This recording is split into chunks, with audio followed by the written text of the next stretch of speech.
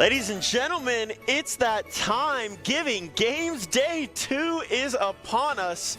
The Christmas intro reminding us it is the holiday season, and we are here raising money for the food bank, the Idaho Food Bank, as we play some Call of Duty.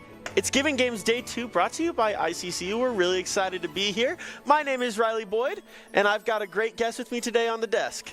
Yep, I am Bryce Jensen, and I am incredibly excited to help you guys out in hosting or co-hosting this amazing event. So I wasn't here yesterday to co-host, but what went on in day one of Giving Games? We had some great Call of Duty action for you. We saw all sorts of skill levels, right? We saw people that are really getting into the game. We saw people that have been playing a little bit too much, and we even saw some people that have maybe been playing this game for a very long time and showed their skill level at a pretty high level. So we saw a lot of 2-0s, but that's okay. We saw a consistent progression as teams played more. So first of all, we saw the Boise State alumni team take care of business in their first game. Always good to see the Broncos take on a team from ICCU, one of our 5 ICCU teams that we have. Boise State alumni won that game. And then Esports Supply, a company from the Kansas City area, took care of business against the different ICCU teams. So a bracket is forming. We're getting ready to get that bracket play going this evening. We have one more round of pool play to finish up, and then it's brackets after this. Yeah, it should be exciting to see which teams are going to advance even farther beyond into the final rounds of play. I feel like we might see a few more of those 2-0s or 0-2s, but I think we're going to see a little bit more competitive play, since a lot of these teams aren't from some of our sponsors or from some other corporations like the alumni that we've had from ICCU, but these are going to be teams from our own community here coming together to play a few rounds of Call of Duty. And I think it should be a really fun time and getting us ready for the highly anticipated final round brackets. Yeah, I think it should be good, especially once we get into brackets. The way that we've set it up this year is a little bit different than we've had in the past. But partially, that's because we've had so many teams sign up. We're up to 8 teams this year. So we have 2 groups of 4. The top 2 teams from each group are going to go what's called the upper bracket, and the bottom 2 teams from each group are going to go in what's called the lower bracket. Those 2 brackets won't ever meet. So essentially, it's going to have the opportunity for us to crown 2 champions. That way, everyone can play with people maybe a little bit more at their skill level, and we can really develop those competitive games. I think it's going to add some spice and some flavor to what we're doing. So it's not just, you know, one bracket, one winner. We're gonna have 2 winners because we want everyone to have fun. Yeah, in the end, this is for fun. It's not like it's some really big tournament, but at the same time, there is that level of competitiveness to it as well. You want to prove that you are the best in your respective bracket. So while we may not be playing for a ton of prize money like maybe our Boise State esports teams are, well, while they're in Sacramento today, would recommend checking them out because they're pretty cool to watch. But it is still going to be a pretty competitive environment because, like, nobody wants to say they're worse than someone else. Oh, 100%. You know, everyone's locked in. Everyone wants to win this. You know, everyone's been taking it pretty seriously, and that's been pretty nice. As we hop into map 1 here, Protocol, we are seeing ICCU Potatoes taking on, I believe, ICCU Beast. So ICCU Beast, one of the better teams in last year's Giving Games, whereas Potatoes, a new team to Giving Games this year. Excited to see what they bring to the table as we're on Protocol Hardpoint. Jumping into the Observer, just waiting for the map to start. These CDL game modes sometimes take a little bit of time to get started. They take, 15 seconds or so, but game is starting now. You see that QR code there as we're getting ready to go as well. Make sure you scan that and go ahead and donate to the food bank. $5 can make 15 meals. Looks like we had a little bit of a late spawn in there, but that is A-okay. On board with Phillip here. This is ICCU Potatoes that we're looking at. Nade's going to go out from jumping Armadillo. Pickle Fork looking out from House. Shots coming in from Gun. Can Pickle Fork find anything? No, there's a double chow there up window. Still no kills on the board just yet. That's going to be Potatoes in the point. The contest comes through. There's going to go Pickle Fork down. Bareface is going to take him out. Points still accumulating for Potatoes. The trade's coming through nice and early. Potatoes taking an early lead. Stun's going to go out over into the drop. That's going to be Potatoes just continuing to try and break this hill now as Beast has gotten in. Armadillo 2-0, starting the push for them. Yeah, ICCU Beast really just kind of flipped this point on its head. We do see Potatoes come back in with Phillip taking out 2. Pickle Fork is able to get the defense out, trading for his fallen teammates, but can he keep this point held? From the looks of things, he's doing a pretty good job at keeping Potatoes back, but the hard point has just moved, and they're forced to go to a different spot. Delibird on ICCU Beast is holding down that hard point, but he's just one man. Phillip is able to get that kill from a really good angle through the doorway, and it allows for the Potatoes to take the hard point back, but there goes Pickle Fork, taking some revenge before falling himself, getting the trade, and out comes Jumping Armadillo, taking the point back for ICCU Beast, holding a pretty firm lead right now, 30-12. Yeah, just trying to break in from that tower. It's always tough. This is such a tough hill to hold. There's so many different angles people can come from, right? They can drop down on you. They can come from tower, or they can go up these stairs. Good shots from Pickle Fork. Come in. Can't find anything on the heady. Nade's going to come out. Can he get anything? Armadillo just holding that push through from tower. He's going to find 2. That's good shots coming in from the side of Potatoes. They drop into hill, but it's going to be Beast continuing to take time here on this hill. 48-12. This is what they want to see. Building up a nice early lead. P3 rotations are never kind on this map. You go a long ways, but they're already out and rotated to the next hill. Yeah, Potatoes taking an early lead. We do see Pickle Fork get one, trying to take out the other. Both members of Potatoes are down on the point, and ICCU Beast back in control. There's just so many angles on this hard point that you can come from. Pickle Fork is able to find one, but is quickly traded by Bareface. Or no, not Bareface, Phillip. Phillip finding another on Jumping Armadillo, allowing for them to take the point back into their control. Potatoes now have the hard point, trying to defend it. Beyond Anxious takes that kill, but also falls down to Pickle Fork traded. Jorshi trades once again with Pickle Fork for Jumping Armadillo. This is just one non-stop firefight on the hard point right now. Phillip is able to find 2 along with Bareface. Delibird taking him out in the trade, but Potatoes comes out on top, bringing them up 41-61 on this hard point. Yeah, already Potatoes getting themselves back in this game. Like you said, the trade's really starting to go the way of Potatoes for a second there, but Frosty finds 2. The Jackal is working for him, holding this backside door.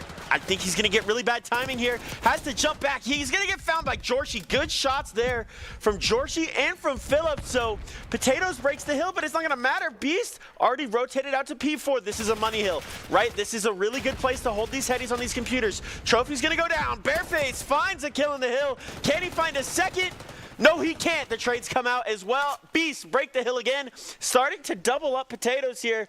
All you got to do is watch those drop downs. It's going to be hard to find anything from the front side of this hill.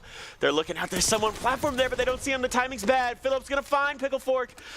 This is just a mixy hill, but teams are going to continue to try and break, and they're not going to be able to find anything. Jorshi pushing from this front-hand side. I don't think he's going to get the timing. Just kidding. Yes, he does. Bareface on point there for Potatoes to break them on in, trying to stay in this game as Beast has already broken the 100-point club. Yeah, Potatoes has done a great job. 3 people on hard point right now. Beyond Anxious just trying to find kills. Jumping Armadillo does end up getting a kill on that lurker, leaving ICCU Beast up 1 on the new hard point as well. Potatoes got to make a run for it, trying to get to this angle, but it just looks like ICCU is holding it really well. Delibird finds a kill on Bareface, but is quickly traded by Beyond Anxious, who's back in the fight. Beyond Anxious falls himself to Frosty, who's then killed by a stray missile. Wow, the trades are going back and forth really fast, but a good angle from Jumping Armadillo leaves him out of the fight from Phillip. I'm not 100% sure what's going on here as well, because Frosty shows as 0-0. I don't think Frosty is 0-0 unless I'm just sorely mistaken, but if ICCU Beast is playing with 3, this is really impressive. Jorshi, 3 in the hill, 1's going to go down. There's just the trades, like you said, coming through. They can't really establish any sort of dominance. Either team. Pickle Fork shots over towards Gun. He's going to get ripped off the heady by Bareface. The shots are fantastic there. Stun's going to go in-house. Bareface going to go down to Anxious. They just keep going back and forth. Great time right now as we rotate over to P1. This is always where it can get mixy. Excuse me, we're back to P2. It still can get mixy because there's 4 different angles that you can come from here on this hill. Pickle Fork trying to push his way out, knows that they're probably spawning behind him. Frosty, see, there we go. Frosty's 5 and 7. It's updated, but ICCU playing with 3 right now. It looks like there might have been a DC, so things are going to be really tough now for ICCU as they have to try and figure out how to win this map with 3. They've got 30 points to work with, though, in a lead. Great time is good time for ICCU Beast right now as they continue to hold this hill. Frosty looking for anyone on the drop down. Not going to see anything yet. There's 2 of them there, 3 of them there. Shots come in. There's 1. There's 2. Can he find the 3rd? No, he can't. Bareface trades him out, and Beast gets back in, or Beast gets out of the hill, and Potatoes gets back in it. Yeah, they were able to take that out, but looks like ICCU Beast is not going to be out of this game for long. They're back into a 4-4 firefight. Out goes Phillip, killing Delibird, but is quickly traded by Frosty. Just getting that point back for Potatoes, but out comes the new hard point. Now they're going to have to fight for that control all the way back. Jorshi does go down, but he does get traded from Phillip, allowing for the Potatoes to get an early take on the point. Yeah, it looks like they might be having some internet issues. I believe that they're pinging in the Discord that they're just crashing in and out. Can't really do much about it. What do you do at that point? They're joining back in, so we're just going to keep running it. Slides into the hill, but Jorshi laying down prone. Got that Jackal working, trying to get back in the hill. There's the Jackal shots as well. A sight on the Jackal, not something that we normally see, but using that thing at the range. Pickle Forks got that GDR working though. The shots are coming in. Obviously the GDR, now the new gun with the aims getting nerfed. Phillip's gonna find Delibird there. This is continuing to be back and forth. Potatoes working their way back in the game as they just know that Beast keeps having these connection issues, and they're taking advantage of when there's a moment of 3v4. No one in the hills now. Beast gonna jump back in this thing as we're down to computers. Bareface gonna go towards platform, looking onto P2. Nade's gonna go in the hill. I don't know if he's gonna find anything with that. No info as well. He slides the corner. He's gonna get turned on. Armadillo, are you kidding me? Don't turtle on him like that. Good shots coming in from Delibird. Can he find anything? Yes, he can. Shots at the feet, doesn't matter. That's gonna be Jorshi going down. Beast takes a 30-point lead. Yeah, this has just been a really good play out of Potatoes, just being able to take advantage of Beast in their sort of weakened state with only 3-4, but they are still holding firm lead with a 183. Phillip finding a kill on Jumping Armadillo to try and even the score, but is quickly traded by Frosty. Nobody is around to help him right at the moment. Bareface finding that kill on Pickle Fork. Jorshi killing Frosty, allowing for Potatoes to take that point back. This is still neck and neck. Beyond Anxious falling to Delibird, leaving ICCU Beast at a not a disadvantage, at quite the advantage, up 2 now because Phillip just got domed, but the hard points just moved, and now it is favoring ICCU Beast. Potatoes need to push in, but Pickle Face knows where Bareface is. He knows that angle. He's not going to give him even a second. Beyond Anxious also falling before anything can be done, and CDL hard point, and this hard point is right in Beast's territory with only 50 points left before this match is theirs. Yeah, P1 gets real mixy here on this. You got shots coming in from both houses. They can come from the front. That's how P1s usually go though. Delibird's on a 5. This has got to be rotation time. Got to get yourself out to P2 and got to get there quick. Shots coming in from Pickle Fork. He's going to find Jorshi. Good shots from Pickle Fork. Gonna rip Bareface off that heady. The high ground does its thing. Pickle Fork knows where they're coming from. They know where the spawns are. This is ICCU Beast's chance. They just got to beat him to rotation on next hill. I don't think they can win off this one. You can see it's ready to unlock there. There's going to be Delibird's Hellstorm. Gonna get a team kill out of it. Not what you want to see if you are the side of Beast. The rotations, though, are good. They have spawns for new. There's 2 in the hill for Beast. Pickle Fork pushing out, finds 1. Can he find the second? Yes, sir, Pickle Fork. He is doing his thing. Nade shots come out from Bareface. Frosty's going to get a trade onto him. That's the map, though. Beast takes it 1-0. What a close round 1. That team was, it may not look like it from the scoreboard, but that team was neck and neck.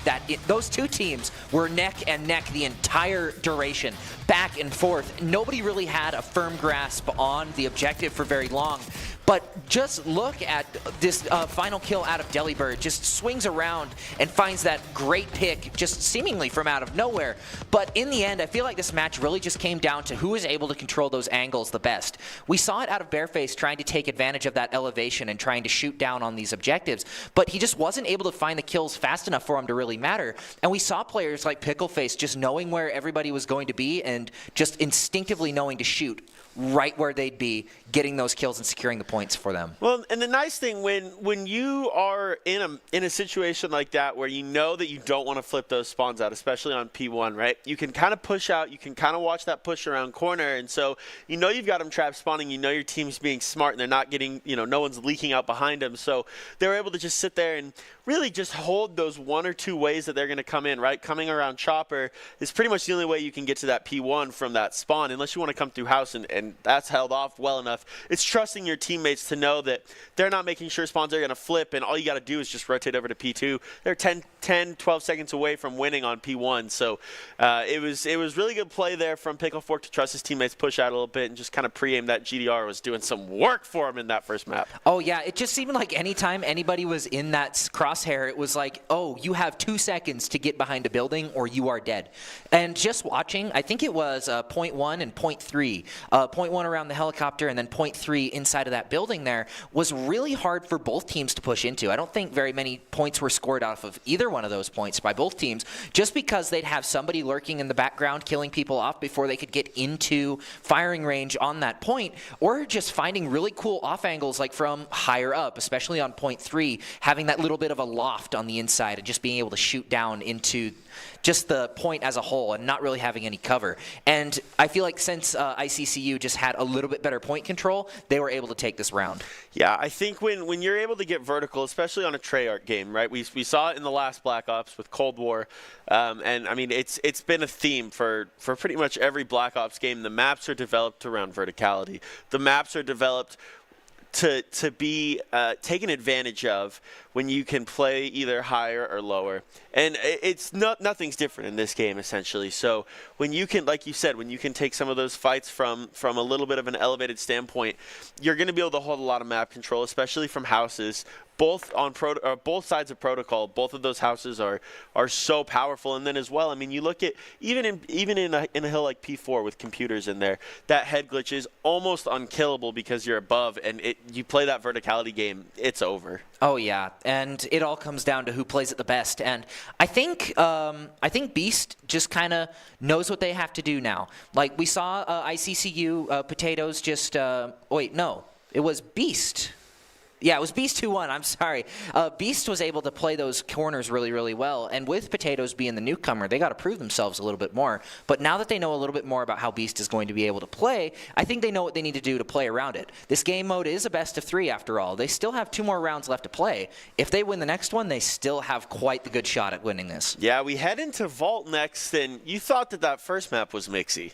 This one's going to get really interesting. Vault, a lot smaller map. Those hills can get really crazy. So I think it's going to be really interesting to see how these teams rotate around. I mean, and truly, when it comes to Vault, rotations are king. And early rotations are king, but you don't want to go too early. It's a timing thing on this. Sometimes you can get away with leaking 15 seconds early in a map, and it's not a big deal. Vault, you go 15, 20 seconds early, you're getting found because this map is so small. You got to go 10 seconds early, and you got to be ready for a gunfight. You have to slide in with your gun up. If your gunny's not ready, you're getting gunned. That's just how it is. I think there's a bit of charm in those smaller maps, though. I'm partial to Shipment because I'm more of a Modern Warfare player. I know a lot more about that than I do Black Ops. Sure. But having those small maps, I feel like are always fun. You're always in the action. Everything comes out. Plus, you get the opportunity to play things that you maybe wouldn't expect. I mean, it's basically a knife fight in a phone booth. So you might see some more explosives go out. You're going to get a lot more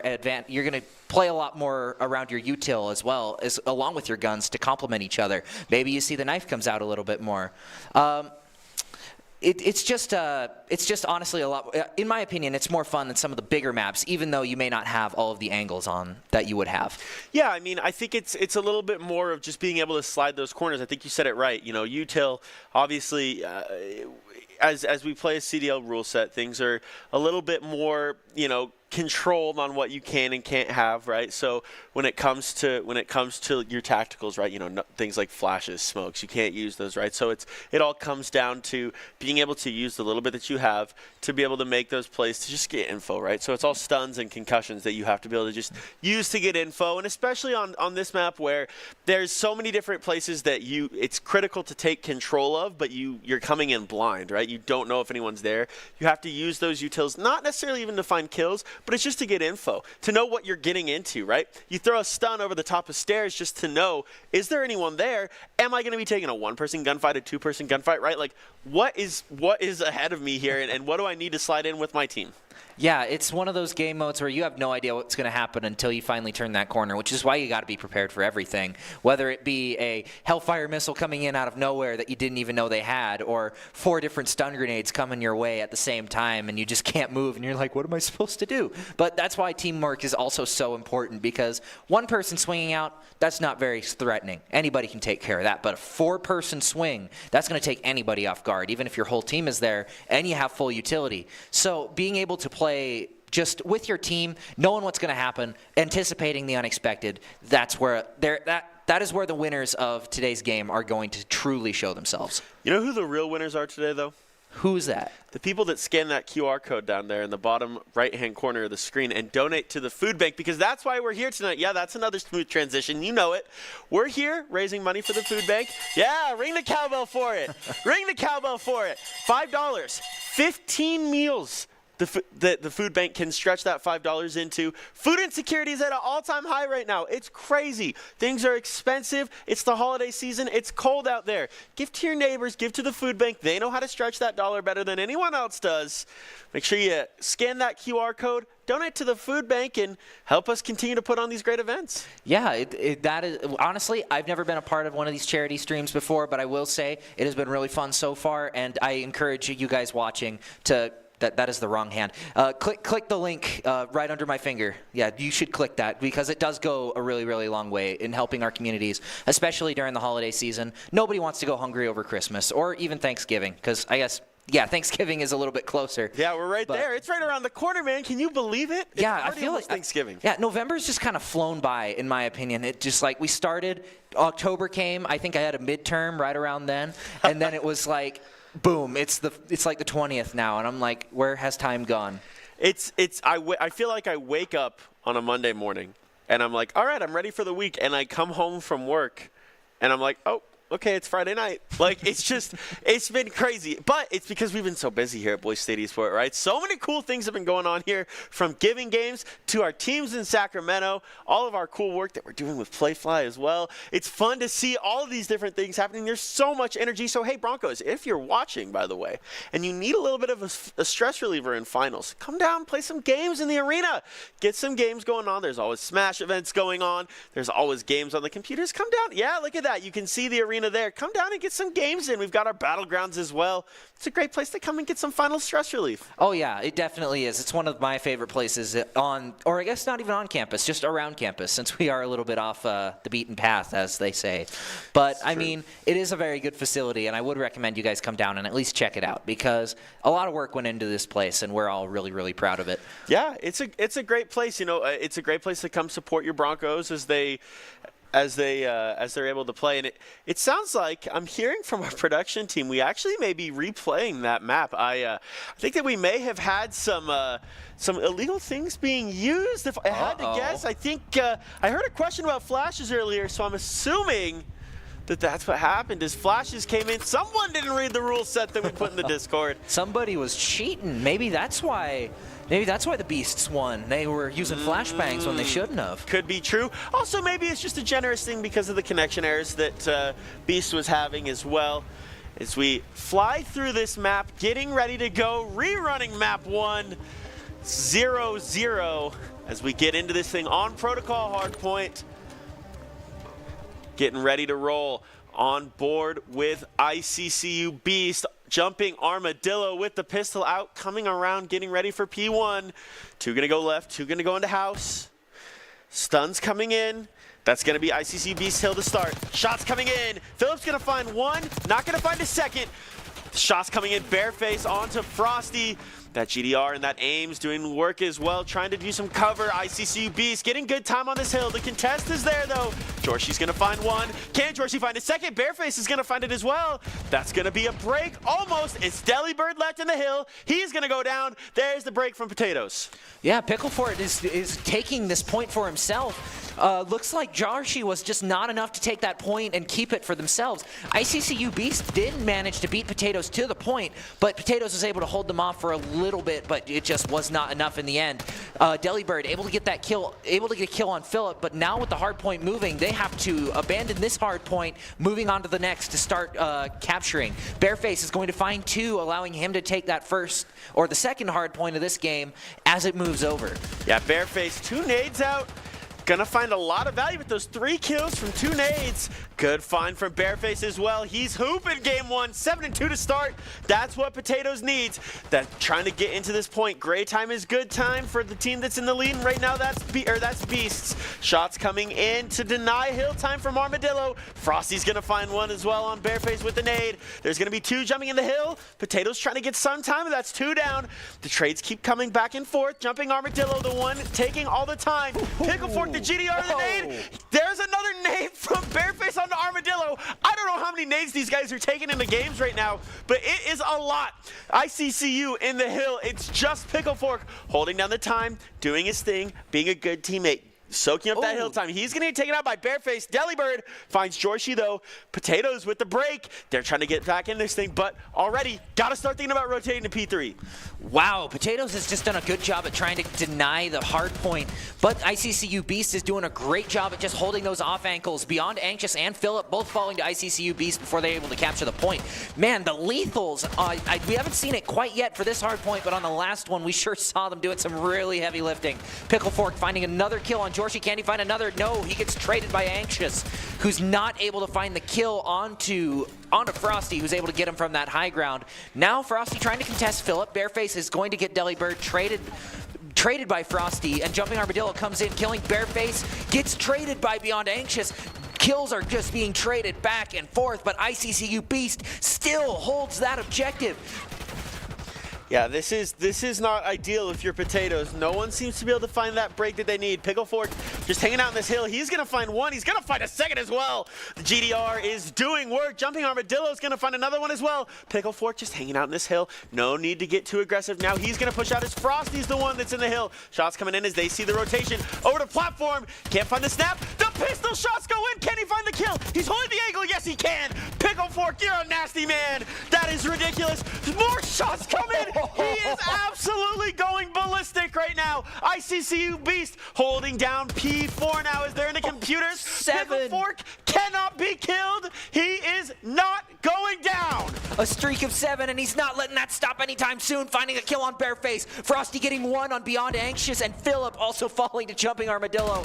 Oh no, poor Potatoes is just getting farmed by ICCU Beast. Look at that streak of 7. That is insane. He's gonna find another on Beyond Anxious before finally falling to Philip. Wow, that is going to put some serious pressure with some serious kill streaks in his name. That can be used against ICCU Beast, but how is it going to be used? That's the question. Yeah, they're gonna be great rotation stoppers is what they're gonna be, right? They're gonna make it really difficult to rotate over the maps. They may even try and take some value here on P1 if he has a Hellstorm. Potatoes in P1, but like we said, it can get mixy. There's the shots coming in from Frosty. He can't find anything yet. There's 2 in the Hill. There's the Hellstorm coming in. He's gonna find 1 as Pickle Fork. Can he find anything with the reshot? No. There's the trophy in the Hill. The turn's not gonna come in. Philip's gonna take down Frosty. Potatoes continues the whole time in this Hill. Armadillo finds Anxious. Bareface though finds Armadillo. 2 kills. The trades are starting to go in Potatoes' favor just a little bit. On board with Frosty as he slides into Hill. He's gonna get seen as well. Potatoes starting to get the hold. The problem is they're not ready for P2, I don't think. They haven't even started the rotate yet. It's gonna be coming soon though. That's going to be Beast looking out over the top here. Shots coming in, though, from Bareface. And I think now is the time to rotate. If you're Potatoes, you got to start thinking about P2. You can't worry about the scrap time in P1. You're not at the point where you need scrap. You're at the point where you need to be able to rotate and chain these hills together. P2 is critical. It's already popped. There's going to be Pickle Fork waiting to see if anyone comes out. He's going to get found in the back, though. This is Potatoes' time. They're starting to get it figured out. Yeah, Potatoes currently having control of that point, controlling those angles. Jorshi getting that kill on Delibird. Jumping Armadillo with 2. Pickle Fork with Bareface, who's able to get Jumping Armadillo with the grenade, able to trade out. But they are still down. Nobody currently on the hard point. Potatoes making that jump towards Philip and Jorshi. Philip with another Jumping Armadillo, able to trade it out, but they are still down too. So, ICCU Beast able to take that point, but Beyond Anxious is just there waiting for him. He does get traded out by Delibird, now taking that high ground, but with Philip on a 5-kill streak, he now has stuff to work with. Bareface able to get Jumping Armadillo. Frosty traded him out as well. Now ICCU Beast in firm control at this point. Potatoes trying to regroup. I think at this point, Potatoes has probably said, look, we'll send one for scrap, get ready for P3, and I think that's exactly what's happening right now. P3 popped and ready to go. Beast is already in the hill. Potatoes has got to start rotating. Calls in the strike as well. This is good stuff from Pickle Fork using that second streak. Is he going to find anything? He's going to find one on Philip. Going to turn around. Shot's going to come in. Armadillo's going to find one as well on Anxious. ICCU Beast slowed it down. They were going a little too fast. The shots were a little too confident. But now that they've kind of got things figured out, they're doing a good job. That's going to be a turn on. No, it's not. Jorshi barely gets away with his life. Just for a half second, he thought it was going to be bad, but there's going to be Pickle Fork. He knows he's there. The comms are good from Beast. Delibird's going to find another one as well. They're just staying in hill. No one's going to be able to get in there. Shot's going to hold from this front angle. He sees 3 coming in. They got to start thinking about going to P4. Computers is important. Philip, though, good shots, trying to deny spawns. That's going to be 3 down from Beast. Armadillo's the only one in the hill. Come from the back. Scrap time is all of Potatoes, but Beast is rotated to P4. Wow, what a good play out of Beast. Look at the KD on Pickle Fork, 27 and 12. Holy moly, as we move into the next hard point. It is currently in Beast control. Delibird finding one on Bareface. Now they have control out of all those RF angles. Pickle Fork finding one on Jorshi, but out comes the RC bomb. It's not going to find anyone, but Frosty still finding one on Anxious. Philip getting one. Philip trading out for Frosty, and now Potatoes have control of the hard point. Yeah, this is good from Potatoes. They keep getting good shots in. Pickle Fork gonna go down. Delibird in the hill. He's gonna go down as well. Potatoes breaches the 100-point club. 200 to 103 right now. Coming down the stairs is Philip, gonna slide in. This is a good investment. This is decent scrap time, but ICCU Beast wants to find any of it that they can, and it's a 4-wipe. They break the unbreakable. That's gonna be the money hill broken for Potatoes. Now they can get this scrap time. They're gonna get themselves nice and close. P1 getting ready to pop. It's in less than 10 seconds. They gotta rotate out, and they gotta rotate out now. Frosty coming around this side on Chopper. He's not on spawn side. Bareface gonna find one on a window, but he goes down to Pickle Fork immediately. And this is gonna be ICCU Beast's hill to lose. The kills are in their favor. Potatoes is in it right now, but you have to imagine Beast is ready for the break. You see one sliding around Chopper. This is gonna get a little mixy in the hill. That's Delibird fighting one. That's Delibird fighting a second. That's Delibird fighting a third. Get him one more. Armadillo finds the final, but oh my word, Delibird with the plays. Pickle Fork finds another double. I think this game's almost all but over. Yeah, 229 out of ICCU Beast to 120. Oh, he gets hit by the grenade. The lethal's coming out and putting in work. Pickle Fork and Frosty both finding 2. Can Potatoes get back? They got 9 points left to go. I don't think ICCU Beast has a chance to end it right here, but now they're on the hard point. Bareface and Delibird trading, but the Bareface gets 3. Can he find the 4th? No, he falls to Jumping Armadillo, and it's just barely not enough. But ICCU Beast win round 1. Wow, that was a good game. That was a good game. The score is actually a little bit more wide than it was in the last one, but teams going back and forth, but it was some big individual chains there that took care of business. Pickle Fork here, when he went on his big streak, is where the difference was. 35 and 15, he found full streaks. That's exactly what you need if you were Beast. At a time when things were getting a little bit stressy from Potatoes, starting to look like the gunny was going for him, Pickle Fork snatched it right back. Yeah, that was incredible gunplay out of both sides. I just think that, like you were saying earlier, the chains were what ended up winning that fight. Like in the first game, we saw a lot of off angles being played, and we saw a lot of people getting a ton of value out of those off angles. And while we did see that to a degree in this last round, most of what we saw was like people like Pickleface just going out, getting 8 kills in a row, getting that kill streak utility to use, and just nobody on Potatoes could really match it. I mean, what are you going to do against a missile raining down on your exact location if you don't have one to use yourself? Yeah, it's pretty crazy. I think when you can't match those long chains, and especially when Pickle Fork pushed out of P1, that was so critical for them. It's like we talked about, rotations are king in this game, and he was able to push out. He let his teammate take over and hold that hill time. He was able to push out and find all the util in the world as they wrapped to P2. And I mean, it's so tough. This map, streaks are so big on rotation. the only other hill that they can really do anything on is P1, and most of the time it's so mixy over there that it doesn't really matter. But they can kill teams off rotation and kill teams off spawn, really screw up a timing, and that's how you can win a map like Protocol that's got some size to it. That's how you can really take care of business. Oh, yeah. And speaking of utility, we saw the lethals really come out to play today, or in this match. We did see like 2, 3, sometimes even 4 kills at a time being used just by grenades thrown alone. Probably, most likely not by the same team. Like we saw, I think it was the second hard point of the entire round that we saw like 3 or 4 people die to 3 or 4 grenades being thrown. Yep. And I feel like those were the individual deciders of the round, just being able to seemingly throw out an endless stream of explosives, having them hit their targets, and then being able to take those points for yourself. Yeah, I think the nade utility was really impressive. I think we saw a double kill from Bareface early with a nade.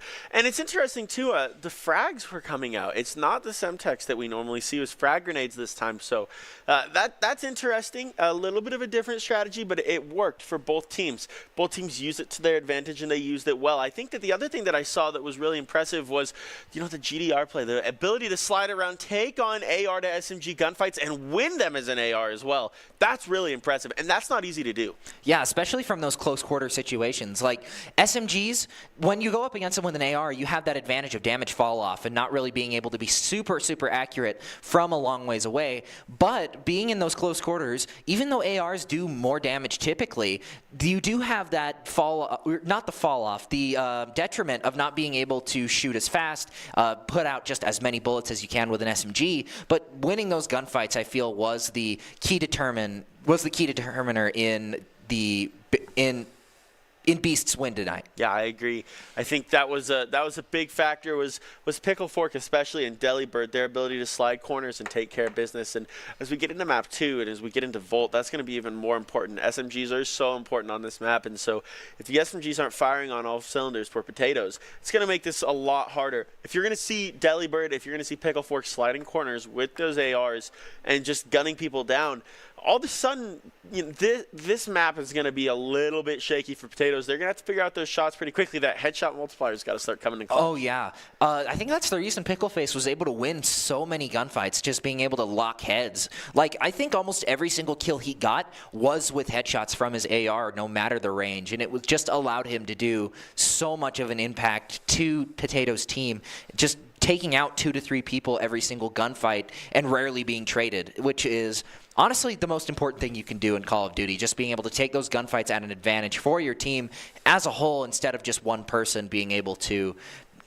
or relying on one person to 1v4 clutch, because in a game like Call of Duty, that is a really hard thing to do. Well, and especially in a hard point like this where it's 3 really tight hills and one kind of a screwy hill. P4 is a little different, I think, than the other hills that we have. But, I mean, things can get really, really quick on this map, right? The pacing is crazy. You and I get out of breath when we commentate these games, right? Because you're just going. And we were talking about it before the stream, right? The pacing of this game is so quick. So if your teammates aren't there sliding with you, and if you're not syncing up your attacks with your team, you're in a lot of trouble. When you try and slide by yourself, I find this out the hard way all the time when I play this game. I play this game quite a bit, more than I would like to admit. And it's like if you're hitting hills without your teammates, you're in trouble. Oh, yeah. And honestly, it's just the fear of the unknown in this game as well. You never know what's behind the corner. I mean, we know because we can see silhouettes.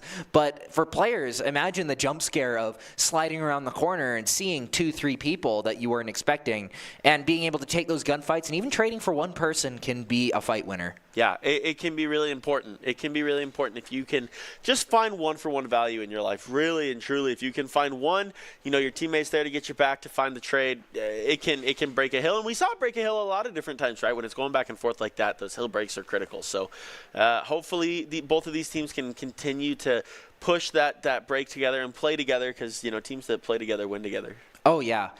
We saw it especially with Beast. I think they have a little bit of an advantage of being a little bit older team. They've played together a few times before.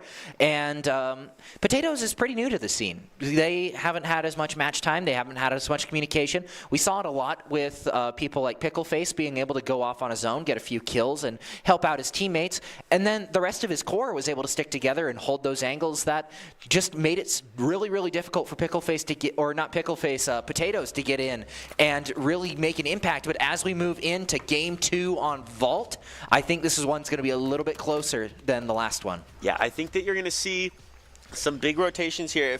If Potatoes can just time this right? That's all it's going to take, is just being able to understand the timing of this, wrapping to those hills at the right time.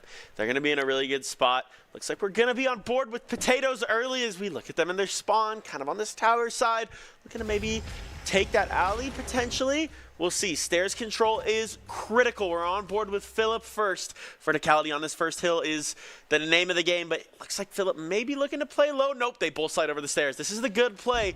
This now on board with Frosty as he looks to get an early wrap. You see the trades going out. Jorshi and Philip finding kills each on stairs. Nate's going to come out over the top there from Potatoes. They're going to find one. Philip's going to find one. Armadillo gets one as well. But this is critical for Potatoes. Finding that early vertical control, but they jump down. They give it up. Going to come around there. He's going to get some info. Pickle Fork's going to find one. Armadillo's going to find a second. Armadillo running on the wall like he's Spider-Man. Wrong animal in your name, sir. He's going to find some good kills. Armadillo's on the flank already. ICCU Beast starting to get some control. It's a little confusing when they're both ICCU teams, let me tell you. Oh, yeah. I do like how they put Potatoes just as Potatoes, but Jorshi and Philip finding two. Wait, Philip got a headshot on Jorshi. How does that work? Jumping Armadillo does get one on Philip, but is quickly traded. Frosty finding one on Bareface. Can he find a second? Yes, he can on Beyond Anxious, allowing ICCU Beast to keep that hard point. But Potatoes are going to take this next one due to a good rotation. Jorshi and Bareface both finding two, forcing ICCU Beast to make some moves on their own. We do find Frosty getting one on Bareface. Delibird finding one on Philip. Jumping Armadillo on Beyond Anxious. And there's a team wipe on Potatoes. ICCU Beast taking the second hard point, and now it's their turn to play a little bit of defense. Yeah, the pinch came in really well there from Beast. They were able to hit that from the front side and from back door. They were able to get in hill, two in now. They're going to lay down. Delibird's going to find one. Jorshi's going to trade, though, with that Semtex. Frosty got the Jackal working. Going to find Jorshi. Shots coming in from Delibird as he's just laying down Jacuzzi. Sees the head of one Palms. Can't get away. And then comes in from Bareface. That might be a break for Potatoes. It is, but the wallbang shots keep coming through. Beast knows what they're doing. They know how to break this so well. And Beast is back on top, 50-20. This is starting to get a little bit out of hand. The rotations are bad. Look at this investment. They're going to P3. They left the scrap away. They know how important P3 can be here. It can be really screwy. Anxious gonna find Delibird, excuse me, but Armadillo trades out on Jorshi. Potatoes in the hill. He's gonna get taken down. This is big time. Beast has not that bad spawns. It looks like Potatoes flipped them. Potatoes is going to be ready to go for P3 and P4. Dancing around outside the map is Pickle Fork here a little bit. Frosty's going to find one as well. Pickle Fork, good shots as well. Beast doesn't care that they have bad spawns. They're just going to keep racking up time. Potatoes may have to start thinking about P4. Otherwise, they're going to get wrapped. And that may just be what's happening right now as we're on board with Frosty. He's thinking about trying to get behind him. Get ready for the flip. Frosty finds two. Can he find the third? It's not going to matter. He's going to spawn Beast in good spawns for P4. Clinical work from Frosty. Yeah, the lack of cover is really not working in Potatoes' favor. ICCU Beast just taking what little cover there is, and Pickle Fork's able to show it off, getting Beyond Anxious. Is traded by Philip, but it allows for them to get onto that point. Potatoes is going to find another one on Jumping Armadillo, courtesy of a well-placed grenade from Bareface. Frosty going to get Bareface back with his SMG. Pickle Fork once again finding kills on Jorshi. Beyond Anxious is beyond ready to get that trade onto Philip. Jumping Armadillo is going to kill Philip as well. It's just not working out well for Potatoes in their push forward. Jumping Armadillo is going to kill Beyond Anxious, and Pickle Fork and Frosty are going to quickly clean up the rest of the team. Yeah, Armadillo just sitting here in P4. This is such a money hill. It's so hard to break, especially when you don't have spawns. Beast breaks the 100-point mark. They're up 4 times on Potatoes at this point already. A big lead building for Beast. That P4 can just be so big. That's a guaranteed 60 if you get and hold spawns. That's going to be Potatoes trying to rotate in. They do find 2, but this is the problem. They break so late. The contest comes through. That's going to be Beast. Keep fighting for this scrap time. And the problem is, all of a sudden, Potatoes now spawning bad for the next set of hills. This is a masterclass from Beast in how to play these spawns and how to manipulate this map perfectly. quickly. Good angle from Bareface onto Delibird. Just kind of an unfortunate position to be laying prone in. Philip finding another on Jumping Armadillo, leaving them down for the rotation to the next hard point. Looks like Potatoes are going to probably find this next hard point. Jorshi and Beyond Anxious both finding 2 kills themselves. Jorshi finding another on Jumping Armadillo, allowing for them to take this hard point for themselves. Almost breaking 50 points, but they still got a long hill to climb if they want to get back up to Beast. Frosty and Picklefork finding 2. Beyond Anxious ready to trade it out. And Philip finding another on Frosty as well, trying to take that off angle. Delibird's going to find a kill, but is traded out really fast. Jumping Armadillo finding that kill on Philip. Out comes the RC car. It does find somebody. It finds Bareface, who unfortunately dies in a friendly fire explosion. But Jorshi going back up to high ground, trying to control it, finding a kill on Delibird. Picklefork finding a kill on Philip. Jumping Armadillo following the Beyond Anxious, and Jorshi once again falling to one of those lethals. Can Jumping Armadillo find anything? But he finds one, but is quickly traded out. Yeah, the nice thing here for Beast, they did a very good job of making sure that they held spawns that entire way through hill. As soon as they rotated out of P4, they went and got spawns first things first. Traded some time back and forth on P1. They're set up for P2. They can just sit in Jacuzzi right now and watch over Palms. We're on board with Delibird. He's pushed out a little bit. He's got to be careful. He doesn't want to go too far. He could flip spawns, and that may be what's happening here. Push out from Beyond Anxious. He's going to find Picklefork. This is Potatoes' chance, playing on Catwalk, getting some shots in. Frosty still holding the hill. That's going to be Bareface finding Armadillo, though. All of a sudden, Potatoes has a chance to get in the hill. Stun's going to come out. Can they find anything? They're going to get a break, but I think that may just be because Beast flipped out. They pushed too far. Delibird flipped the spawns on accident there. 3 in hill for Potatoes. If you're Beast, though, that's okay. You give up this hill. You're ready for P3 and P4. That's the only thing you can really do at this point. Play those back spawns. This is a good spot to be if you're still Beast. And there's the hard point pop for P3. Yeah, Beast still has about a 100-point lead on Potatoes. They have a lot of time to work with. We see Frosty coming out, getting that headshot on Jorshi, taking the point for themselves. Bareface quick to trade it out for Jumping Armadillo. Philip quickly finding Delibird. Picklefork getting one on Beyond Anxious, and there goes Jorshi to a well-placed grenade from Picklefork. What's going to happen? Frosty finding one on Jorshi, who is quickly traded out by Philip. Delibird also finding 2 on Philip and Bareface, finding a 3rd on Beyond Anxious. Can he find a 4th to take this hard point for himself? Oh, out comes the RC car. What's it going to find? PT Jorshi does end up dying to Picklefork. There goes the RC. It doesn't find anyone, but Picklefork sure does onto Philip with some well-placed shots right down the middle. Beast coming dangerously close to that 200-point club. Potatoes really have to step it into high gear. Here's the only problem for Beast that we're seeing. They flip spawns, and now Potatoes is going to be spawning good for P4. Beast trying to make a play for this thing, but I don't know if they're going to be able to get spawns. They're rotating them back. This is going to be a huge gunfight, and this is going to be important if Frosty finds it, and he does. Beast flips the spawns again. This could be it. This is going to be so hard to break for Potatoes. Beast just needs to hold this hill. They can win it right here. 40 seconds to go. Dropping down is Picklefork, looking at stairs, waiting to see if anyone wants to push out middle. Picklefork just playing this cross. He's playing it so smart. He knows there's only a couple ways that Potatoes can come in as they're spawning on the other side of the map. 20 seconds, 30 seconds to go. It's 25 now. And Jumping Armadillo is just sitting in hill. He doesn't have to do anything else. His teammates are doing so good pushing out. He had the RC car as well. There's someone going underneath the map trying to hit this vault side. This is a great play here from Frosty. Coming around the outside, knows there's one there. Watching the cross, 20 seconds to go now for Beast. They can win it right here. A big push from Potatoes. They've only got maybe 1 left. Shots coming in. Jorshi's going to find 1, though. They're going to get the break, but if you're ICCU Beast, that's fine. Rotate out P1. You could win it here. You can win it if you get the right spawns. No reason to try and force it down mid for this hill. Wow, Jumping Armadillo is able to find 1, and so is Picklefork getting 2. ICCU Beast is now up 3 players to Potatoes 2. They need to make a break for this hard point. They have 15 seconds left before ICCU Beast takes this point, and Potatoes still hasn't even broken the 100-point club. This could be it, the final hard point. Delibird finding 1 on Philip. Nobody's able to break through. Jumping Armadillo is able to trade out for Jorshi, who's able to get Picklefork, but is it going to be enough? And no, it's not. Beast takes round 2, winning this round against Potatoes. Yeah, you want to talk about a clinical display. I used that word earlier in this map, and I meant it. It was a clinical display of spawn manipulation there from Beast. They were able to know when to go. Not only were their rotations timed perfectly like we talked about, but they were able to not just rotate, but flip spawns every single time. They were ready to go on P1 and P2, and they were ready to go on P3 and P4 every single time. That was a masterclass from Beast. It also just seemed like they knew exactly where they needed to sit, because it's almost like they had Potato's playbook in the palm of their hands. Like we saw it on the second to last hardpoint of that round. We saw Pickle Fork just able to sit in a spot where Potatoes couldn't push out. They were just stuck in a corridor. Basically, it forced them to take a weird angle and just make a book for it. While it did work out for Potatoes in the short haul, in the long run, it just allowed them to take control of long hallways, take control those corridors, get those early kills, and trade out for 1 or 2 extra before eventually falling. Yeah, it was pretty impressive work. Beast knew what they were doing. They were able to take control of that game pretty early, and they held it all the way through. Okay. We're going to take a quick break as we get bracket ready to go. As we're done with groups now, I think the last group games are finishing up. We're going to get the bracket set, and we're going to jump back in for the first round of bracket matches today.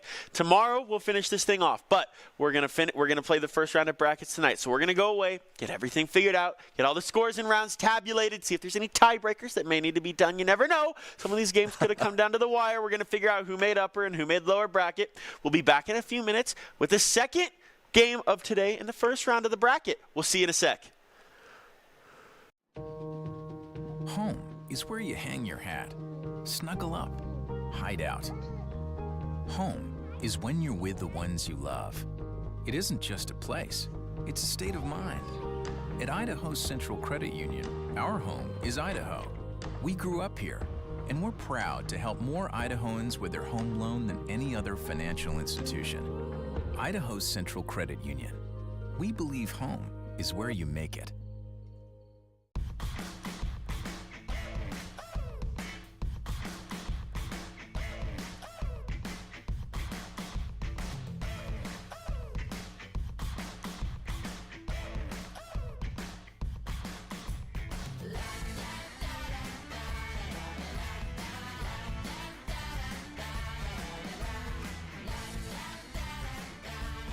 Idaho Central Credit Union, looking after your daily balance. It's me, your Idaho Central Credit Union app. Rough morning. Is that a mobile deposit? I got this. Beat it, Charlie. We're making money moves here. Cha-ching. And done. Charlie, come on, outside. Sorry about the mess. I'd help if I had hands. The closest Idaho Central Credit Union branch is in your pocket. No. Come on, where is it? Dave, it's your Idaho Central app here. Any chance you're missing a debit card? Let's get that taken care of for you. With ICCU's card control, you can turn any card off with the tap of your finger. You've got it. And back on again. Ow, ow, ow, ow. The closest Idaho Central Credit Union branch is in your pocket.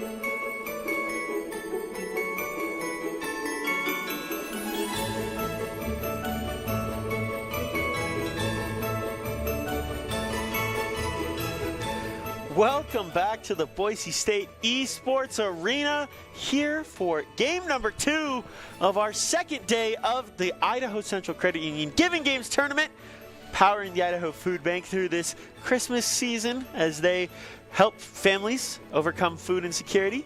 We're here getting ready for the second game of our fantastic series that we have today.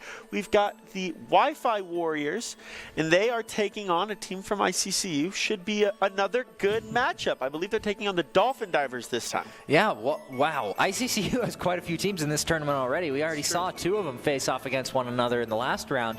It should be interesting to see how these guys play. I know the Potatoes were a little bit newer to the scene, but how about this ICCU team that we're going to be going up against? Are they more established, or are they also fairly new? You know, from my understanding, this team is new to giving games, but it seems like they can shoot pretty straight. I watched a little bit of them.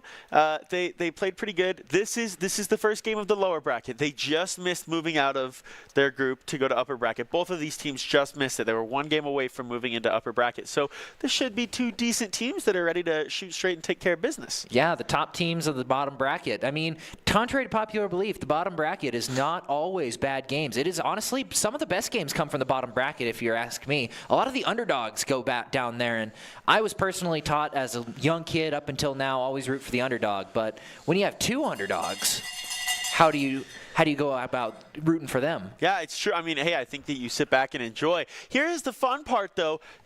2 of our players from Wi-Fi Warriors are actually in facility the first time that we've got to see some of our players on stream. You see them there on the camera waving to you as we're getting ready to watch them play some Call of Duty. There they are, 2 of our great players that are going to be taking care of business for Wi-Fi Warriors as they play Dolphin Divers, taking use of the great Boise State Esports facility. Man, Wi-Fi Warriors and Dolphin Divers. Try saying those names 5 times fast. I know, right? How about the alliterations that Yeah. are coming out from these teams? Making our lives hard. Yeah. We just call them WWW.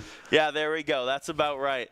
Well, we'll see. And the funny part is 2 of the Wi-Fi Warriors are actually on land. So how Wi-Fi Warriors are they? I don't know. I mean, they still have to connect to their teammates off site, too. So, I mean, true. That's a little bit Wi-Fi connective. And if they are using ping to their advantage like a Wi-Fi Warrior might, then I guess we'll see if maybe that kind of helps them skip around the map a little bit, utilize even more of that fantastic movement that Call of Duty Black Ops 6 affords to their players. Yeah, maybe utilize some of that skill-based damage that I've heard a little bit of the memes about on Twitter about, oh, your high skill level, you're going to do little damage, and maybe you can use your Wi-Fi connection a little bit more and help out with that as well. There you go. Well, I'll be curious to see what maps we hop into. Obviously, last time we saw Protocol and we saw Vault. It's curious that we haven't seen Skyline today. I expected Skyline to be one of the maps that was played early. One of the most popular maps, I think, in this game. Vault is up there as well, but I'm rooting for Skyline to be one of the games that one of the maps that we see come out. I'm also rooting to see one of these go to a Game 3. I want to commentate Search. I miss commentating Search, so somebody go to Game 3, and I asked for it. Ask, and you shall receive. Skyline is the map selection for us on map 1. Hey, I mean, good things come to those who wait, and you might, if you got the Skyline pick, you might just get the Game 3 you've been looking for, too. I hope so. Oh, I hope so. Yeah, as we move into round 1 of what should be a very interesting game, we're starting off just about 15 seconds before the timer counts down. We got 10 seconds until showtime. Yeah, on board with Dolphin Divers here, as they're going to be starting on this helipad side, playing Wi-Fi Warriors. And now we're looking at Mark Wahlberg. Let's see what the man himself can do. Something tells me that this is not actually Mark Wahlberg. Shots coming in. Woo! He's already snapping. Good shots coming in onto Boo from Wahlberg, pushing up, trying to get some utility. Gonna see one down by Hot Tub. Nade comes in from him. There's gonna be a Crotex falling off the map. Boo's gonna find Wahlberg as well. Boo's gonna find another one. He's already shooting straight. ICCU Dolphin Divers taking these first hill and getting some good utility out of it. Man, Boo is already locked in. 666 and Crotex both finding kills on the Wi-Fi Warriors, trying to get their way up. Brad Winshaft trying to get up those stairs, but it's just not able to find any way up, and does eventually get taken down by Xander.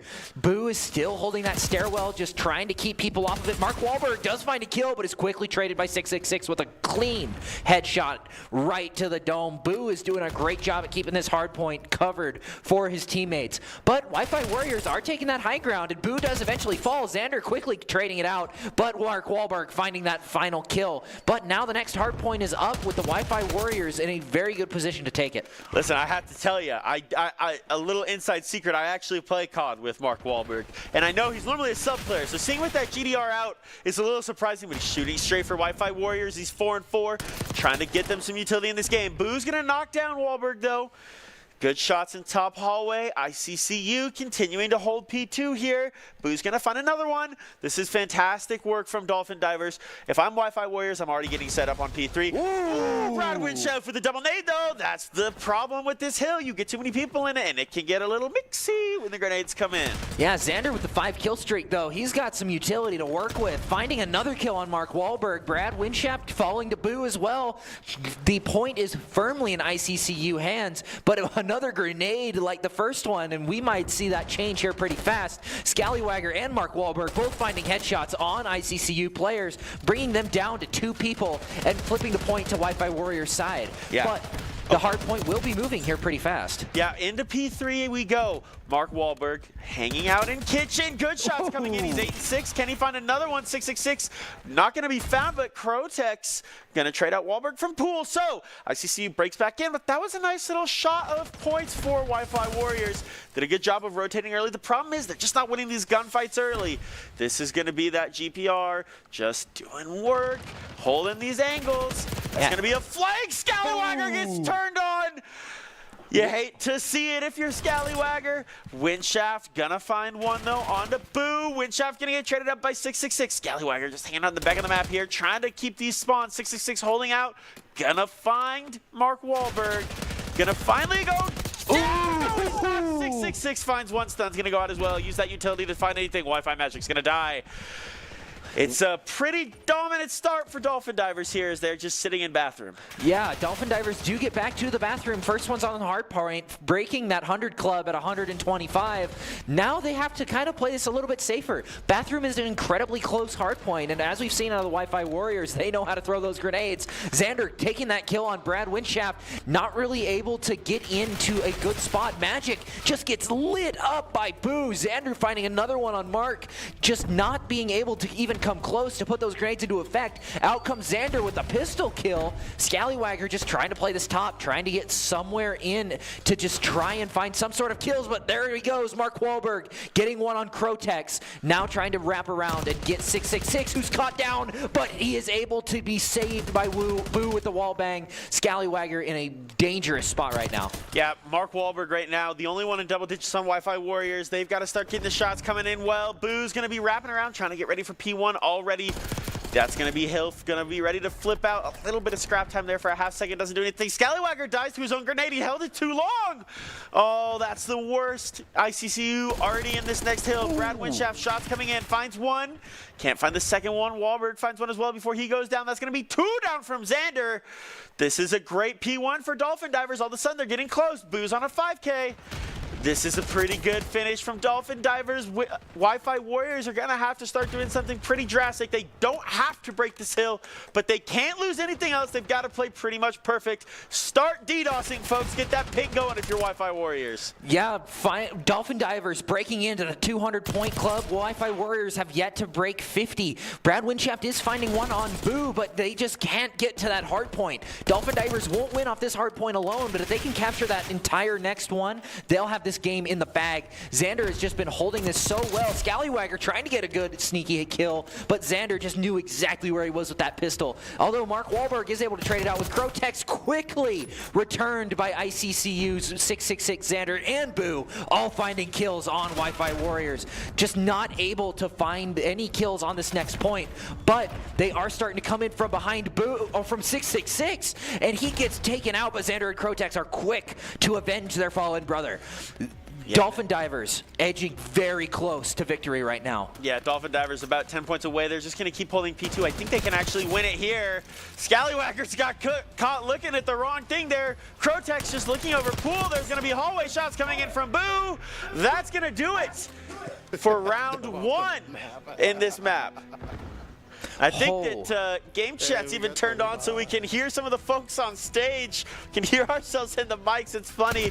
That's a tough one for Wi-Fi Warriors. Yeah, that one was a really tough round. I feel like this high-rise map is just really hard to get into some of these sites. Like we saw with P3 in the bathroom, it was just a really enclosed sort of area that you couldn't really get into unless you had those grenades. But using utility, I feel like the Dolphin Divers, like the trophy system we saw out of a lot of their players, were just able to mitigate that threat entirely and make frag grenades, semtexes, most of the lethals you'd use to flush those places out completely meaningless because they just had that point control so good. Yeah, they were able to rotate really well. I mean, I think anytime you see a team dominate P1 the way that Dolphin Divers dominated P1, that's a pretty good indication of how they're playing the game.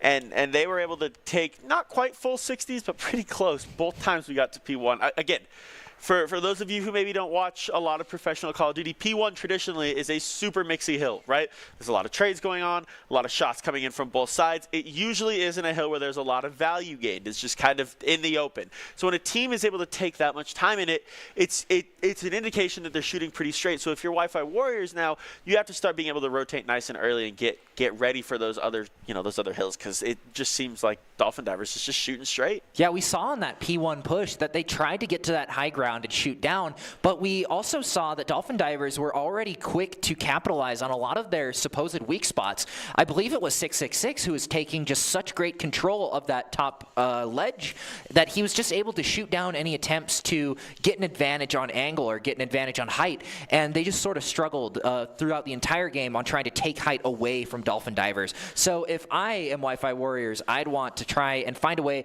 maybe get on the roof somewhere, get one of those angles, lay down in a corner. We saw Mark Wahlberg try it a few times. He was just unfortunately in the wrong spot in the wrong time. Yeah, I think verticality, we've talked about this so often already today. Verticality is so important in this game. You know what else is so important? I think I do. I think I know where this is going. Yeah, it's going to the bottom right-hand side of your screens where you can wrong hand. This side right there. Scan that QR code, donate to the Idaho Food Bank. $5, 15 meals. I think I got it wrong again. I did this last night. 15 meals. $5, 15 meals. Scan the code there. There's our awesome graphic, the Giving Games, November 13th to the 16th. The Giving Games, supporting the Idaho Food Bank. Thank you to ICCU for powering this event, making sure that we can help end food insecurity in the Treasure Valley over this holiday season. Oh, yeah. No one wants to go hungry over Thanksgiving, and it's thanks to people like you who we can help make a difference, help people in our community, and just overall make Boise just a little bit better of a place. It's true. It's true. I see we got a decent amount of people watching the stream tonight, so if you're watching, just imagine there's a decent amount of you. If you all donated $5, we could change some serious lives. $5, man, I mean, like I said earlier, can't get a footlong for that anymore because Subway doesn't do that. Can't get a 2-cheeseburger meal because McDonald's doesn't do that anymore. I don't even know what you can get for $5 at this point. I mean, you could get a candy bar from a gas station, but that's kind of pushing it. Maybe. But you can feed families. So like I said, throw it in there. It's your morning coffee one day. And if you think about it, I'd be good giving up my Dutch Bros run on the way into work to feed some families across the valley. Oh yeah, honestly, I need them to teach me how to make $5 last 15 meals because I'm in college. I don't know. I can feed myself, but at the same time, having $5 stretch 15 days is an incredible skill to have, and I kind of want them to teach me how to do it. And the thing is, they do it, and it's not just you get a packet of ramen. You get a meal. 33. It's crazy. It's 33 cents a meal. That is insane. Yeah, it's pretty impressive. All right, into Rewind, something we haven't seen this tournament. Personally, one of my favorite maps, a beta map that we had in this game was in pre-release. This should be a lot of fun. It's a little bit bigger map. That video store can get really fun and a little bit screwy in there, so we'll see what happens. Already on board with Xander's. He's hopping out mid-street, waiting to see if there's any crosses. But Wi-Fi Warriors actually taking the wider angle. Crotex in the video store, finding one on Wahlberg. Xander's going to find one on Shift. Crotex is going to find Magic as well. It's a 3-0 start, and ICCU already in the hill. Yeah, Mark Wahlberg trying to wrap around, trying to find something, but everybody's really well hidden on the Dolphin Divers side. Mark is taking some heavy fire right now. His teammates turn around to help, but out comes Brad with the bomb and taking another one on 666, but Krotek's able to kill Mark Wahlberg. Brad trying to push up to the point. Magic is able to trade, but Xander is able to get one more kill and bring them back up to even. Brad is able to get a few shots off Mark Wahlberg, killing Xander in the end, but control is still in Dolphin Divers' hand, with Boo standing proud as the anchor on the point. Yeah, this is good contest from Wi-Fi Warriors, trying to get some time on there, but they can't quite do it. That's going to make sure that they're ready to wrap to P2, though. That's good from Wi-Fi Warriors. That's what you need to do. Continue to test that hill. Don't let that lead get out of hand. They have the spawns for it. They just got to win some gunfights here. ICCU's already in the hill. Wahlberg finds 2, though. Mr. Mark Wahlberg himself doing some work, pushing out. That's 3. He's on a triple. ICCU getting pushed out of the hill. Wi-Fi Warriors getting some points. Yeah, first few points of the game for Wi-Fi Warriors still counting up. We did see Xander take 2, so they are at the disadvantage here. Brad trying to get a few kills here. Mark Wahlberg falling to Boo. 666 taking another on Brad Windshaft, and Dolphin Divers are in firm control of this point. Wi-Fi Warriors need to find a good angle on this one if they wish to reclaim, and then find a good way to rotate out, because Dolphin Divers just have such good map control. And the problem is they flipped spawns. That's never good if you're Wi-Fi Warriors. You can't get flipped out of those P2 spawns. Now we're getting ready for P3.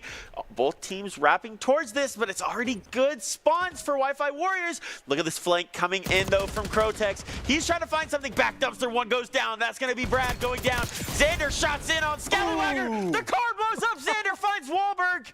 Or Wahlberg finds Xander, but Krotek trades out Wahlberg. That's going to be ICCU's hill. Wi-Fi Warriors, though, trying to figure out where they're going to be spawning. That's a good kill from Windshaft. Krotek is going to get a kill with his trophy system onto his teammate. Boo finds Wahlberg, and Xander finds Shift as well. They're going to meet at the door. Boo's going to slide in on Burger. Scallywagger's going to go down. Boo's going to reach out. You don't chow Mark Wahlberg like that, though. Windshaft finds another. Wahlberg finds one, but then Scallywagger takes out Wahlberg. That's not what you want to do. Poor Wahlberg getting hit by his own teammate, but Dolphin Divers are back on the point, ready to rotate to the next one. Brad Windshaft able to trade out. Mark Wahlberg getting one onto Xander with the headshot, leaving them in a good spot to take this next point with them up. Krotek's unable to find any kills. Scally is got a grenade kill as well. They are in a good spot to start getting some points and maybe bring themselves up just a little bit more, but Dolphin Divers are almost at the 100 points. Yeah, we're into P4 now. Wi-Fi Warriors did a good wrap here. We're looking at Scallywagger just laying behind counter here. This is a good play. Shot's gonna come out from Boo. He's gonna find 2. 666 trying to find the 3rd. Krotek finds it. Just Scallywagger left in the hill, laying behind this desk. He's gonna have to get chowed. Scallywagger finds the big win. Can't find the second, though. Xander's gonna get that. That was a good hold, though. Gonna give his teammates time to rotate back towards this hill. That's gonna be Windshaft finding one with the nade. Now Boo just holding out from desk. Windshaft finds one, but he's gonna get traded out by 666. 666 now just sitting on this desk.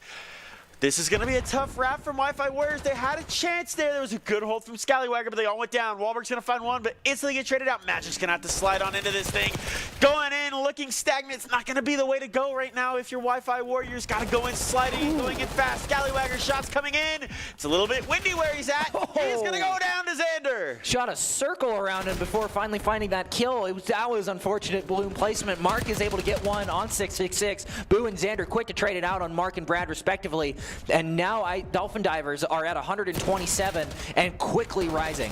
Magic is unable to find anybody with the ammo box, and they are in a really weird spot trying to push this point forward and stop the Dolphin Divers from getting any more points. Yeah, as we rotate into P5, there's a issue being used here.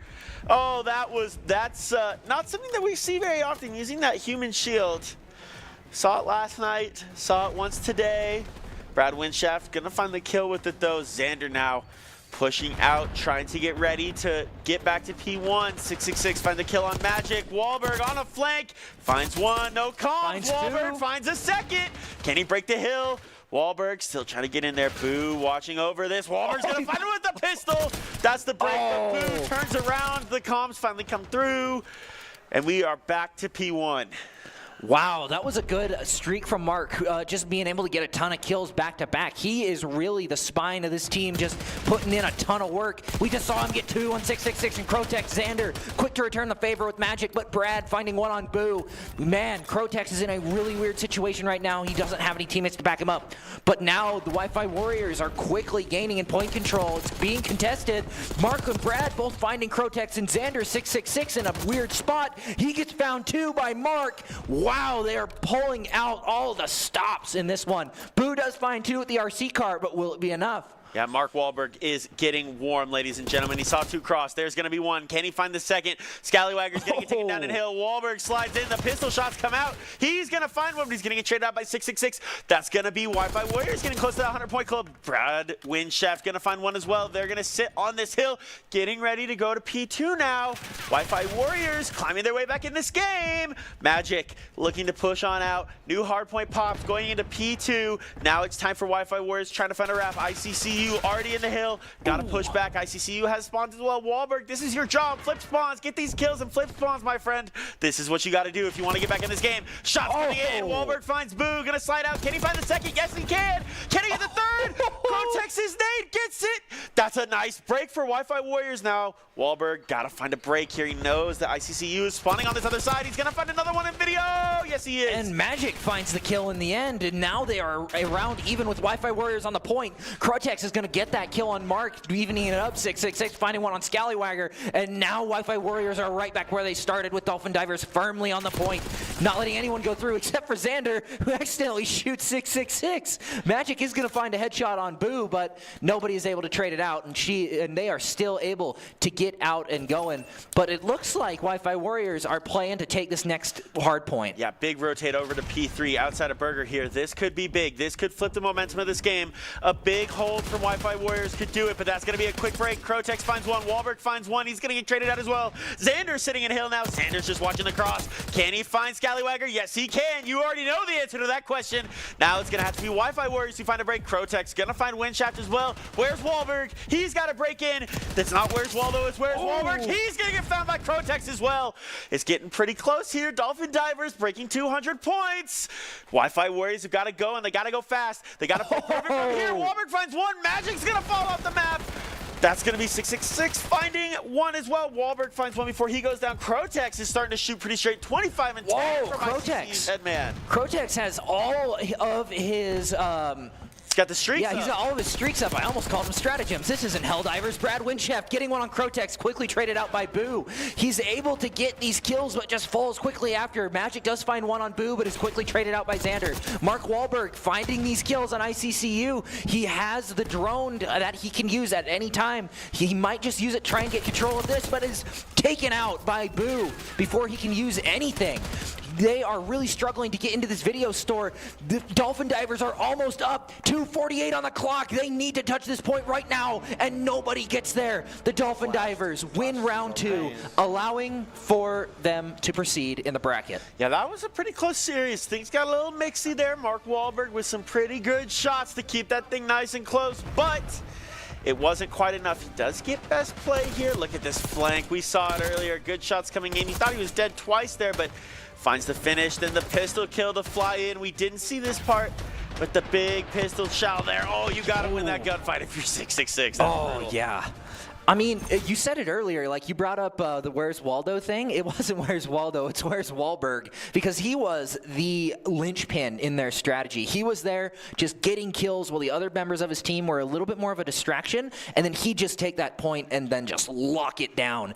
But it just wasn't quite enough in the end. He needed a little bit more help from the rest of his team, but still a pretty good showing out of him. Yeah, it was pretty good stuff. I think that whole Wi-Fi Warriors team, though, they're getting used to each other, right? This is the only team that's had to kind of play with different teammates, a little bit of a hodgepodge of a team, you know, some different subs coming together, so they're figuring it out. They're figuring it out. It's double elim in these brackets, so they've got a chance to come back and do some good work. They're going to be playing off stream in those in that lower side, but hopefully they can make a little bit of a comeback run on Saturday. Champs Saturday, not Champs Sunday, a little different. Champs Saturday, hopefully they can figure it out. Oh, yeah, I think it's going to be a lot better next, or tomorrow, not next Saturday. It's going to be a little better. They might have a little bit more playtime together. They're going to work a little bit more coherently, and I hope to see them in losers finals in the lower bracket, so that way we get to see them, well, one more time, because I'd like to see Mark Wahlberg one more time in this bracket, because he had an awesome show out tonight. Yeah, it was pretty impressive. It was pretty good stuff from all sides. We're thankful to everybody coming out. And before we go, one last plug. Scan that QR code down there in the corner. Make sure you donate some money to the Giving Games and to the food bank. This money all goes to the Idaho Food Bank, making sure that they can help feed hungry families this holiday season. Food insecurity, boo. Idaho Food Bank, yay. I think that's the right way to say it. Sounds like we potentially might be running this one back. I think it's going to be a question of, does Wi-Fi Warriors want to run it back? I don't know that they do or not. We're gonna wait for an official ruling because there was a flash thrown there. I think some folks aren't reading the rule set. We're just going to wait for an official ruling before we go here. We're just waiting to see if we're going to go again. Hopefully that question's getting asked in that Giving Games Discord to get figured out. In fact, I'm going to go ahead and check and see if we are running it back or not. Let's see if anyone has said anything in the Discord here to see if we are running this thing back. Waiting to I haven't seen anything, so my assumption is no. But production will tell me if something's different. If there's a change, I'm sure we'll know. But until then, I think we're just going to stay here and hang out with you for a few minutes. Keep plugging the food bank. Keep plugging that QR code down there in the bottom right-hand corner as we do. We're also going to go ahead and talk about how things have been going here at Boise State while we wait for some confirmation on these things. Talk about this team headed down to CECC. You've had a chance to see some of our teams play in person this year. How are you feeling about the Broncos' chances down in Sacramento? You know, I've gotten the privilege to cast over almost every single one of their games this season, and I honestly think they have a very good shot this year. Okay, we just got some word that we will be running this game back. It seems like the Flash was grounds for a rerun, and they want some revenge against whichever, or I actually don't know which team did it, but whoever was on the receiving end wants a little revenge. Have to assume Wi-Fi Warriors wants the revenge. I can't imagine a scenario where Dolphin Divers would say, let's run it back again. But, okay, back onto Rewind. Now, I think that Wi-Fi Warriors were getting some things figured out. I have to be honest. I'm rooting for a Wi-Fi Warriors win to take us to map 3. All I want for Christmas is a search and destroy game. Is it a map 3 or is it technically a map 4? Well, I don't even know. At this point, we've had a couple of replays tonight now, so it feels like it's going to be a map 16. I don't know, but that's okay. That's okay. All I'm rooting for is us to get to search. Oh, yeah. Search is definitely one of the more fun ones to commentate. It's a little bit slower. It's still Call of Duty. It's still really fast. But at the same time, it's a lot more fluid than a lot of these other game modes. Like in Hardpoint, it's kills being traded back and forth and back and forth. You have people coming in from being dead straight back to the point. But with Search and Destroy, your life is a lot more valuable. So you got to play it a little bit differently. And that's, in my opinion, why it's one of the more fun ones to watch over. Well, I think it's where players can really succeed that maybe have experience in things like Valorant or CSGO, right? That understand how to value a life. I think a COD player maybe traditionally doesn't understand how to value their life in Search as well as someone that, spends a lot of time in a Valorant or a CS. And that's what makes Search so interesting. You get someone to slide out and make that entry play, but at the same time, you have to have teammates that are willing to sit back and play long angles. So it'll be interesting to see if we get there. I'm hoping we do. Wi-Fi Warriors going to have to go ahead and get reset here in a second. Looking to see on stage if they're there, and I believe that they are. So hopefully we'll be getting ready to go as soon as production gets that lobby set up for us. We'll be back on to Rewind. That's going to be a lot of fun. I think. If you're Wi-Fi Warriors, though, you figured out early wraps are the key, right? We saw Mark Wahlberg getting, able to push out, break a hill, push out, get ready to wrap. I think that's what they have to do if they want to really be competitive in this next map. I 100% agree with you there. I think another thing they did a lot better in the second round compared to the first, they didn't take the same angle over and over again. We saw it out of Mark Wahlberg, especially on point 1. He was taking several different angles from just taking them taking fights in a lot of different places and not allowing them to think he's predictable. And I think predictability is your greatest weakness when it comes to Call of Duty, and especially in a fast-paced game mode like Hardpoint, where every second matters, every kill counts, and every gunfight is half a second or less. Yeah, I agree. It's tough if you keep hitting from the same angle and you keep challenging from the same spot, then it's pretty tough to win games. So we'll see what happens here for Wi-Fi Warriors. On board with Mark Wahlberg early, knifes out, going towards P1. There's already a quick wrap from Crotex there. Shots coming in around the map. Xander's going to find one on Magic. This is already a fast start to this game. ICCU in this point. Someone's got to slide in quickly. If you're Wi-Fi Warriors, you don't want to give him a quick lead. Windshaft's going to find one. He's going to get traded out. Crotex doing well to take care of business. He's 2-0 to start. Hot start for Dolphin Divers. That's going to be Mark Wahlberg going down as well. Xander's going to find Magic as well. The shots are coming in pure and clean from Xander, who finds another one.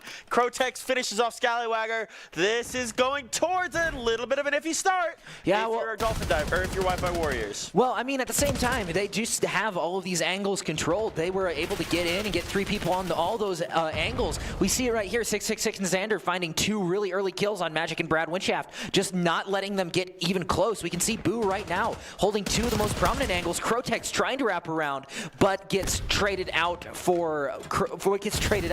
by the rest of his team. Next hardpoint comes out though. Both teams are trying to contest. Brad is unable to get the kill, but is quickly avenged by Mark Wahlberg. Xander finding a kill on Magic, but Scallywagger needs to find something to even it out, but he is also taken down by Boo, and now the hardpoint is in Dolphin Divers' control. Brad Windshaft trying to make a move. Yeah, that's tough. If you're Wi-Fi Warriors, you had spawns, you had everything in your control, but they couldn't quite hold it. That's a great break from Dolphin Divers. Now it's Wi-Fi Warriors time to push from the front. Can they find anything? Wahlberg slides across. Got spotted real quick. Scallywagger on a nice little flank. He's going to find one. That might be what they need to break into this hill. Contest comes through. Not going to find anything. Boo and Xander with the double. Xander with the double, and that's going to keep this hill in the favor of Dolphin Divers. They're going up almost 100 points early. Wi-Fi Warriors, let's go, boys. Oh, Brad gets an early pick on Xander, trying to go to this next hard point. Boo needs to find something here to get him evened up, but he just can't. Mark Wahlberg is just sitting there waiting. I'm honestly getting kind of a feeling of deja vu right now, but there goes Mark Wahlberg to a good play shot from Xander, but Wi-Fi Warriors getting points on the board. This is almost an exact replay of what happened last game. Crotex able to take a good angle, but out comes the bomb, and Boo kills all of his teammates. Boo, what are you doing, buddy? Boo, you're killing the team in blue, not in green. He doesn't care. It's everybody getting hands tonight. Boo with 6, 3 on one team, 3 on the other. Boo does not care. This is a Boo world, and we're all living in it. Crotex keeping the TKs alive and taking out Xander, but luckily he gets Mark Wahlberg to kind of reconcile for that. Brad trying to wrap around, trying to get a kill on 666. 666 in a really weird angle. Boo's able to find a kill. Xander and Crotex. Crotex finding 2, wiping out Wi-Fi Warriors. Dolphin Divers have this point on lock. Boo! That was mean, my friend. That man has a family. Don't turn on him like that. Brad Windshaft finds one. Xander looking out over the map now. Wi-Fi Warriors pushing towards point, but it's too late. It's already wrapped to the next point. This is domination from Dolphin Divers. They are taking this with a vengeance. They didn't want to have to replay this map, and they are locked and loaded on P4. Windshaft's gonna go down as well. Xander and Crotex finding kills. Boo watching this outside push. No one even laying behind counter. They're just sitting there waiting. Xander knows exactly where they're spawning. Xander with the gun up early. The gunny's going. ICCU take care of business, Mark Wahlberg. What are you doing, buddy? We'll be watching that one back in the Discord tonight, I can tell ya.